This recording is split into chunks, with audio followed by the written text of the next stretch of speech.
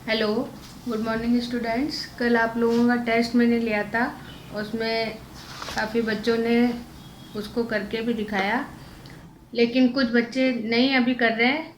तो ठीक है, उनके लिए उनकी जो करेंगे वो उस हिसाब से करेंगे। कम से कम उस समय नहीं तो बाद में तो करके दिखा सकते हो कि हाँ भाई इस क्वेश्चन का आंसर ये है। तो अगर नहीं अभी भी कुछ सो के जग गए हो तो करके दिखा देना, ठीक है। अब यहाँ पे मैं स्टार्ट कर रही हूँ। कल अपन ने प्लांट इंट्रोडक्शन या पादप पुनर्स्थापन स्टार्ट किया था, उसकी प्रोसेस वगैरह मैंने आपको करा दी थी। अब यहाँ पर है कि इससे क्या लाभ है और क्या हानि है, क्या एडवांटेज है और क्या डिसएडवांटेज है। यहाँ एक टेबल भी मैं आपको दे रही हूँ। तो अब यहाँ पे देखो, एडवांटेज ऑफ प्लांट इंट्रोडक्शन। इसमें सबसे पहले है कि हम इससे नई फसलें या न्यू क्रॉप बना सकते हैं। दूसरा यहाँ पे क्या है कि अगर हम नई क्रॉप बनाते हैं तो नई क्रॉप क्यों बनाएंगे, कुछ उसमें अच्छा होगा तभी तो बनाएंगे। तो यहाँ पर जो है अगर हम ये प्रोसेस करते हैं तो इसमें हमें टाइम भी कम लगता है, लेबर भी कम लगती है और पैसों की भी बचत होती है। तो ये इसलिए जो हम ये काम कर रहे हैं कि जैसे मान लीजिए कि हमने ज़्यादा प्रोडक्शन वाली करी तो कम समय में अपने को ज़्यादा प्रोडक्शन मिल रहा है, तो इस तरीके से ये हमें फ़ायदा है। दूसरा, अगर हम उसको यहाँ पर लेके आ रहे हैं तो वो ऑलरेडी क्या हो जाएगी, डिजीज रेजिस्टेंस हो जाएगी। यानी कि जैसे मान लीजिए कि आप किसी नॉर्थ इलाके से उसको लेके आओ तो वो इंसेक्ट आपको अपने जो है इस एरिया में नहीं मिलेंगे। तो इस वजह से जो है उसमें किसी तरह की बीमारी नहीं होगी या बीमारी होने की कम संभावना है। तो ये भी हमारे लिए एक पॉजिटिव हो गया।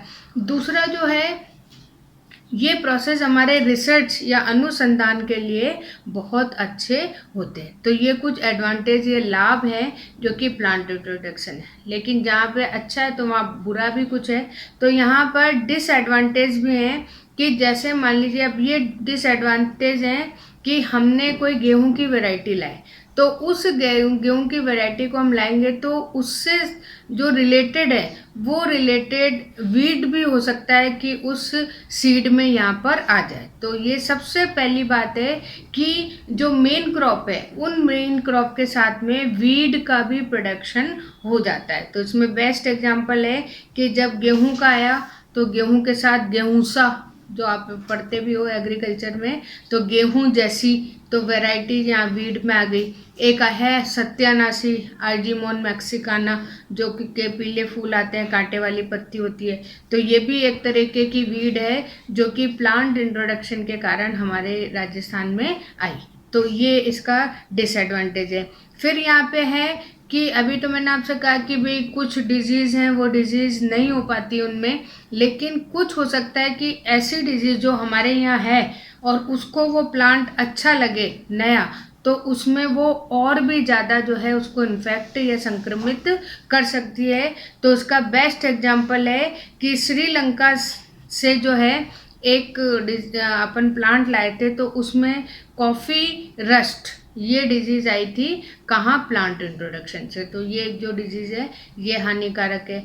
फिर उसके बाद में जो है सबसे, जो आप कह सकते हो कि ग्रेट, जो हमारे लिए एक डिसएडवांटेज है वो है प्रोडक्शन ऑफ जलकुंभी। जलकुंभी क्या है, ये अगर आप देखो तो गंगा जो रिवर है उस रिवर में सबसे ज़्यादा खतरनाक है ये जलकुंभी, जिसको बोलते हैं आइकॉर्निया।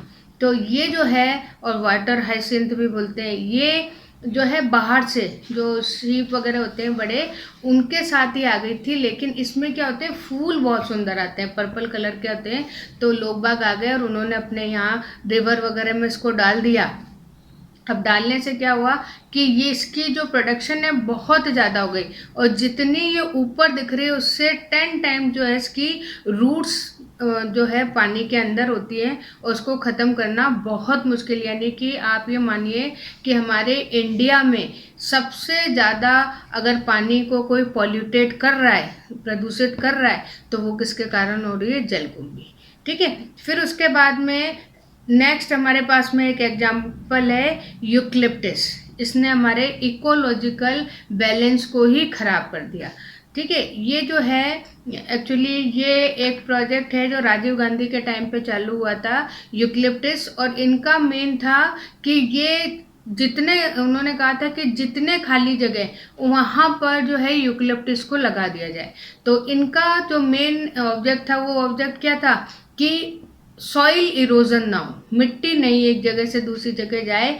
तो इन्होंने काफ़ी फ्री जो है इन प्लांट्स को दिया, और ये प्लांट बहुत जल्दी बढ़ता है। तो इसने सॉइल इरोजन तो कम किया, लेकिन इसके कारण क्या हो गया, वहाँ की जो सॉइल है वो उसकी फर्टिलिटी क्या हो गई, कम हो गई। तो ये एक बहुत जो मतलब जो प्रोजेक्ट है वो अनसक्सेस हुआ, ये मान के चलिए, फेलियर ही मान लो आप इसको, फेलियर प्रोजेक्ट है। क्यों? क्योंकि इसके कारण जो है काफ़ी हमारी जो सॉइल है उस सॉइल को नुकसान पहुंचा। तो ये यूकलिप्टस है, ये एक हमारे लिए नेगेटिव प्लांट इंट्रोडक्शन है। तो ये कुछ हमारी एडवांटेज और डिसएडवांटेज हो गई प्लांट इंट्रोडक्शन की। उसके बाद में यहाँ पर कुछ हमने नई वैरायटीज़ है वो वैरायटीज़ डेवलप की और वो सक्सेस हैं। तो यहाँ पे नाम भी दिए हुए हैं, जैसे मान लीजिए कि नई जो क्रॉप्स हैं, न्यू क्रॉप्स हमने पोटैटो की ली, मेज़, मूंगफली, अरहर, मटर, टमाटर, गन्ना, पपीता, इनकी जो है हमने नई क्रॉप्स हैं वो डेवलप की। और अगर हम वैरायटी की बात करें तो जैसे चावल है, धान है, तो धान की TN1, IR8, IR28, IR36, तो ये कुछ जो है चावल की या धान की वैरायटीज़ डेवलप की। फिर उसके बाद में अगर हम वीट की लें तो वीट की रिडले है, रनमा लोहा है, सोनारा 64 है। ये मैं इसलिए बता रही हूँ क्योंकि ये क्वेश्चन में आ जाती है कि सोनारा 64 या गेहूं की ऐसी कौन सी वैरायटी है जो प्लांट इंट्रोडक्शन से प्रोड्यूस की गई। तो इसलिए जो है ये आपके लिए वैरायटी आपको इसमें याद करनी है।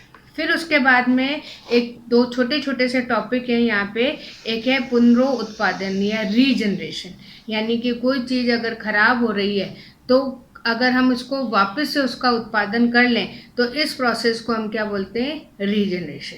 कुछ ऐसी वैरायटीज़ हैं जो धीरे धीरे किसी कारणवश क्या हो गई, ख़त्म हो गई, लेकिन हम उनको वापस से काम में ले रहे हैं। जैसे आप इस समय अगर आपने देखा हो तो अलसी जो है, इसको ये गेहूं के साथ होती थी और इसको हम एज ए वीट सीड करके फेंक देते थे। लेकिन आज अगर आप देखो तो मेडिकली हम इसको अलसी को बहुत ज़्यादा यूज़ कर रहे हैं, तो वापस से एज ए क्रॉप जो है अलसी का प्रोडक्शन चालू हो गया। तो ये जो प्रोसेस है, इस प्रोसेस को हम क्या बोलते हैं, रीजनरेशन। फिर उसके बाद में एक छोटा सा और डेफिनेशन है, आनुवांशिक अपरदन, या इसको बोलते हैं जेनेटिक इरोजन। यानी कि ये देखकर चलो कि जब हम किसी चीज़ को अच्छा करके चल रहे हैं तो कभी कभी जो है उसकी जेनेटिक या रिप्रोडक्टिव कैपेसिटी क्या हो जाती है, कम हो जाती है।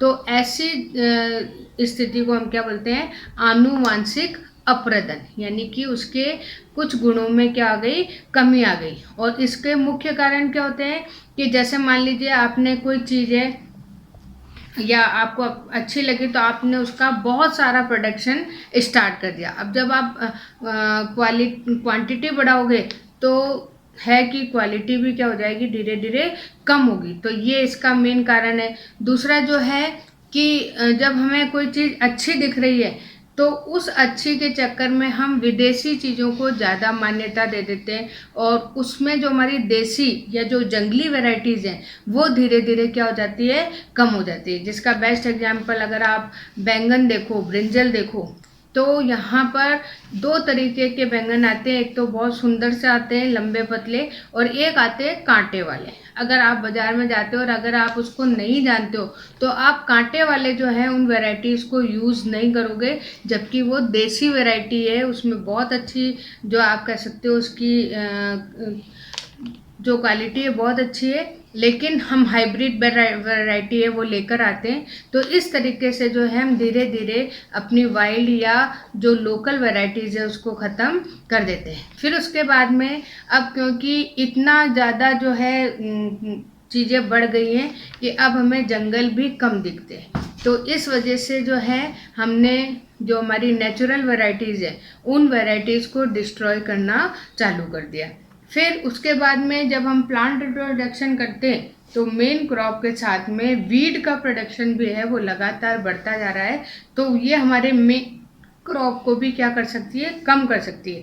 तो ये भी एक कारण है कि वीड के कारण जो है हमारी मेन क्रॉप है उसका भी क्या हो रहा है, जेनेटिक इरोजन हो रहा है, उसमें की भी आनुवंशिक लक्षणों में कमी आ रही है। तो ये अपने पास में कुछ छोटे छोटे टॉपिक हैं वो कंप्लीट हो गए। उसके बाद में एक टॉपिक में छोटा सा और करा रही हूँ, बाकी अपन हाइब्रिडाइजेशन या संकरण कल करेंगे। नेक्स्ट है उद्गम केंद्र, सेंटर ऑफ ओरिजिन। हालांकि ये बहुत डिस्कशन का पॉइंट है, क्योंकि कोई कहता है हमारे यहाँ उत्पत्ति हुई कुछ, क्योंकि हमारे पास में इतने हिस्टोरिकल जो है डाटा बिल्कुल क्लियर नहीं है, लेकिन फिर भी हम जो है उसको, जैसे आज हमारे यहाँ गेहूँ काफ़ी खाया जाता है, तो उस एक तो हमारे पास में कोई डाटा हो, या फिर हम ये देखते हैं कि ये चीज़ कहाँ पर ज़्यादा यूज़ हो रही है, तो उस बेसिस पे हम ओरिजिन पॉइंट उसको दे देते हैं। तो ओरिजिन पॉइंट में यहाँ पे यही है कि जो वेविलो, ये एक साइंटिस्ट है जिन्होंने जो है सेंटर ऑफ ओरिजिन दिए, और इनके आधार पे इन्होंने एक पूरी आपके इसमें टेबल दी हुई है। इसमें जैसे चीन है तो चीन में सोयाबीन है, मूली है, बैंगन है, इनका ओरिजिन दिया है। अगर हम इंडिया की बात करें तो हमारे यहाँ चावल है, अरहर है, चना है, लोबिया, मूंग, गन्ना, काली मिर्च, आम, हल्दी, केला, तो इनका जो है ओरिजिन हम अपने इंडिया में मानते हैं। फिर अगर हम मिडिल एशिया की बात करते हैं तो वहाँ पर भी वीट का है, और वीट भी कौन सी, टिटिकम एस्टिवम, और उसके बाद में अलसी, तिल, गाजर, प्याज, लहसुन, तो ये सारे जो हैं हमें अफ़गानिस्तान में मिलते हैं। तो इस तरीके से यहाँ पे बहुत सारे जो है हमारे पास में दे रखे हैं, और आपको इसको बाकायदा नाम करके इसको करना भी है, ठीक है ना। फिर उसके बाद में अपन थोड़ा सा इसके टाइप्स पढ़ लेते हैं कि प्राइमरी और सेकेंडरी। तो प्राइमरी क्या है कि प्राइमरी जो उद्गम केंद्र हैं वो केंद्र क्या है उसमें, जिसमें कि हमें 100% पता है, या ये हम मान लें कि जो वैरायटी आज हम यहाँ पे अगर हम ले रहे हैं, तो जो हमारे यहाँ पे वाइल्ड वैरायटी भी है और आज भी उग रही है, तो हम उसको प्राइमरी मान लेते हैं। लेकिन अब हमारे पास में कुछ ऐसी हैं जो कि वाइल्ड तो थी, लेकिन उसमें कुछ और भी वेरिएशन आ गए, तो वो वेरिएशन के कारण हम इसको क्या कह देते हैं, सेकेंडरी। तो यहाँ पे दो टाइप्स हो गए आपके प्राइमरी में, जिसका वाइल्ड वैरायटी भी है अपने पास में, और जो सेकेंडरी है उसमें अपने पास में कल्टीवेटेड वैरायटीज़ हैं, उस वो मेन रूप में मिल रही है। तो इस तरीके से हम उसको दो टाइप में डिवाइड करते हैं। अब अपन जो हाइब्रिडाइजेशन है थोड़ा सा इसका कर लेते हैं क्योंकि टाइम है अपने पास। तो इस तरीके से जो है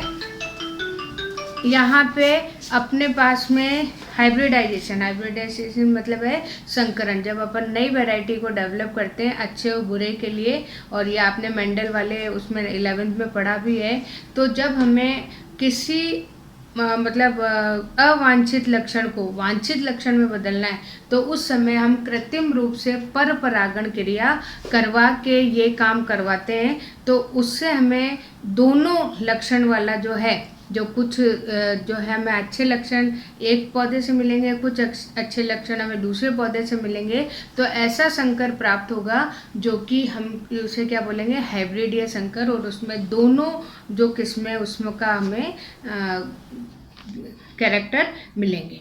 अब यहाँ पे देखो कि ये क्यों किया गया, ये इसलिए किया गया क्योंकि हमारे पास में जो हाइब्रिड वैरायटी है वो हाइब्रिड वैरायटी गुण के साथ साथ और भी उसमें ऐसे लक्षण होते हैं जिनके कारण वो क्वालिटी के साथ में क्वांटिटी भी जो है हम उससे बढ़ा सकते हैं। दूसरा हमारे पास में क्या है कि हम अलग अलग, जैसे मान लीजिए कि पहले जो गुलाब के अपन रोज़ का एक एग्जांपल ले लेते हैं कि पहले पिंक कलर के फूल आते थे या रेड कलर के आते थे, लेकिन अब आप देखो तरह तरह के, और इवन ये भी है कि एक ही प्लांट में आपको अलग अलग कलर के फ्लावर्स मिल सके। तो ये जो वेरिएशन है, ये वेरिएशन भी हमें किससे मिल रहा है, हाइब्रिड से, या आर्टिफिशियल जो हम काम कर रहे हैं उससे हमें यहाँ पर मिल रहा है। अब अगर हम इसके टाइप्स देखें तो टाइप्स में हमारे पास में दो तरीके का है, एक तो है इंटर वेराइटल और एक है डिस्टेंस। हालांकि दोनों में थोड़ा सा आप इसको इंट्रा भी कह सकते हो। तो जो इंटर है उसमें हम एक ही स्पीसीज को लेते हैं और इसी स्पीसीज की वैरायटीज अलग अलग होती है, ये ध्यान रखना। स्पीसीज हमारी एक है लेकिन वैरायटी अलग अलग है, तो इनके बीच में जब हम हाइब्रिडाइजेशन कराते, अब देखो उसके बाद में अपन थोड़ी सी हाइब्रिडाइजेशन है इसकी प्रोसेस कर लेते हैं। अब प्रोसेस में क्या है, क्योंकि हालांकि अब ये इसलिए मैं आज करा दे रही हूँ क्योंकि अब अपन जो कल से करेंगे, ये जो प्रोसेस है आपको बुक में दिख रही होंगी बड़ी बड़ी टेबल्स। अब ये जब आप मैं पढ़ाऊंगी तब आपके सामने बुक खुली हुई होनी चाहिए, तभी ये चीज़ आपको समझ में आएगी, वरना ये चीज़ समझ में आपको नहीं आएगी। तो यह इसीलिए मैं आज ये हाइब्रिडाइजेशन वाला प्रोसेस यहाँ पे आपको ख़त्म करवा रही हूँ। इसमें देखो फर्स्ट पॉइंट है जनकों का चयन या सिलेक्शन ऑफ पेरेंट्स। सबसे पहले अब हमें क्या करना पड़ेगा, दो तरह के पेरेंट्स लेने पड़ेंगे, एक में जो है अच्छे कैरेक्टर होंगे और दूसरे में खराब, यानी वांछित और अवांछित या डिजायरेबल और अनडिजायरेबल। फिर जब हमने उसका ले लिया तो लेने के बाद में जो बुरा वाला या जो अवांछित है, उस अवांछित जो प्लांट है उस प्लांट के फ्लावर का हम जो मेल पार्ट है यानी कि जो पुंकेसर है या स्टेमन्स है उसको हम यहाँ से हटा देंगे। और उसके बाद में जो है जो अच्छा वाला है, उस अच्छे वाले जो स्टेमन्स हैं उन स्टेमन्स को जो है स्टिग्मा या वर्तिका, तो हम जो है क्रॉस पॉलिनेशन से जो अच्छे वाले फ्लावर हैं उसके जो स्टेमन्स हैं उन स्टेमन्स को अनडिजायरेबल फ्लावर पर स्प्रे कर देते हैं। अब देखो यहाँ पे कुछ डेफिनेशन है, जैसे वी पुंसन या ई मैस्कुलेशन, अक्सर ये क्वेश्चन आता है। तो हम जब मेल पार्ट को हटाते हैं फ्लावर से तो उस प्रोसेस को हम बोलते हैं ई मैस्कुलेशन। और जब आपने उसको डाल दिया तो डालने के बाद में आपने जो फ्लावर है उस फ्लावर के चारों तरफ जो है एक पेपर लगा देते हैं या आप एक मान लो एनवेलप लगा देते हैं ताकि उसमें क्रॉस पॉलिनेशन और ना हो। तो इसे अपन क्या बोलते हैं, बैगिंग। और उसके बाद में बैगिंग करने के बाद में उस प्लांट पे हम एक स्लिप बना के लगा देते हैं कि ये इसमें क्रॉस पॉलिनेशन हुआ है, क्यों हुआ है, किसने किया है, किस डेट पे किया है। तो ये सारी चीज़ें हैं, ये चीज़ें क्या कहलाती है, टैग लगाना। ठीक है, तो इस तरीके से ये प्रोसेस है यहाँ पर। फिर आगे के जो प्रोसेस है, और ये जो प्रोसेस है जैसे कि मान लीजिए कि जब आपने प्रोसेस कर लिया तो F1 जो सीड्स है उनको इकट्ठा करेंगे, फिर उनको ग्रो करेंगे, फिर उसका मूल्यांकन करेंगे, उसका वितरण करेंगे। तो इस तरीके से ये सारा प्रोसेस यहाँ पर ख़त्म होता है। अब अपने कुछ मेथड्स हैं, उन मेथड्स को मैं कर लूँगी और आप जब ये वीडियो सुनोगे तो उस समय आपके पास में बुक होनी चाहिए, तभी आपको ये चीज़ समझ में आएगी, वरना समझ में नहीं आएगी। ठीक है, ओके, थैंक यू।